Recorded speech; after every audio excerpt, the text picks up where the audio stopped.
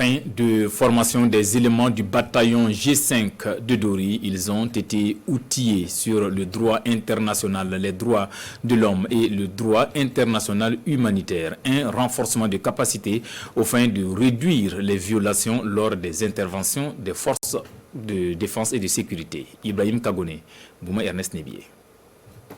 Réduire les risques de violation des droits de l'homme dans la lutte contre le terrorisme sur le terrain, c'est ce qui a guidé le Comité national de coordination des actions du G5 Sahel à organiser cette formation au profit des éléments du bataillon G5 de Dori.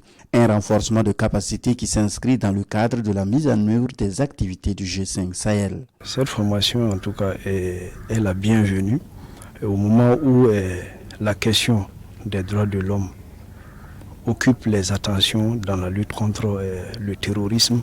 Donc il était impérieux naturellement que cette formation soit organisée au profit du personnel du bataillon. Naturellement, cette formation vient renforcer davantage leur connaissance en la matière.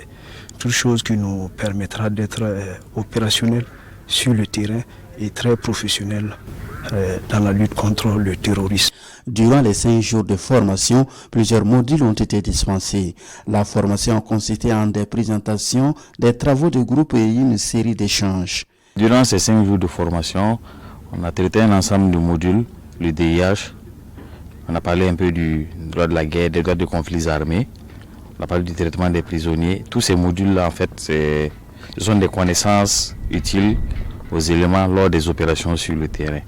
Et dans le contexte actuel de la lutte contre le terrorisme, la question des droits de l'homme est devenue importante. Il est naturel que donc nous mettions nos éléments aussi à jour afin qu'ils puissent agir efficacement sur le terrain. La force conjointe du G5 Sahel a été créée en 2017 et vise à améliorer la sécurité de la population locale et créer un environnement favorable pour le développement socio-économique des pays du G5 Sahel.